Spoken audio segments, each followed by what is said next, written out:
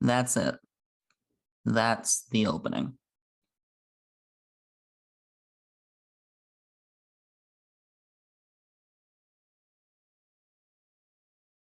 After suffering a two-possession loss in the first leg, USA Rugby came back to make a dominant statement in the second leg of their Rugby America's North playoff against Rugby Canada. Winning the series puts the Eagles back on track to face Uruguay next, with the America's One World Cup playoff berth on the line.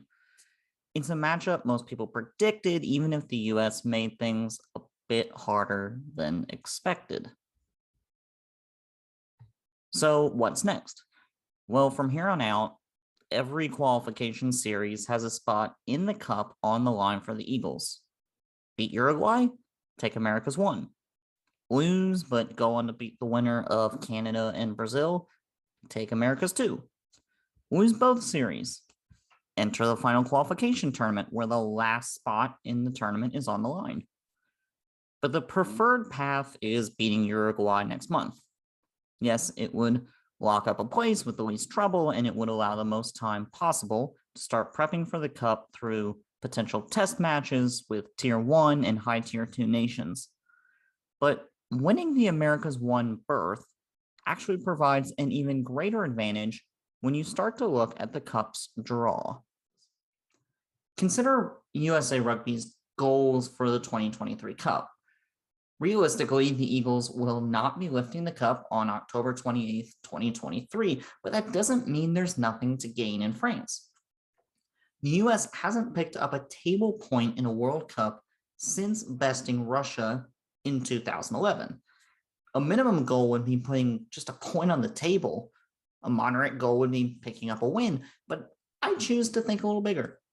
With the right situation, the Eagles could pick up an automatic 2027 qualification.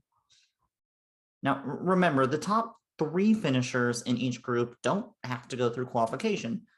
That's where your means of qualification starts to matter. Take a look at what awaits the winner of the America's Two spot.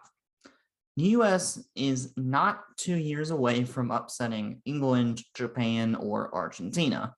And frankly, Samoa is improving and starting from a much better spot.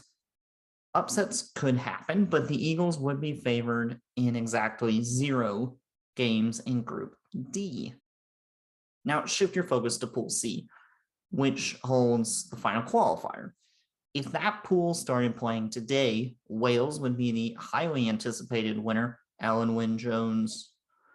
Fiji may actually be the second best team.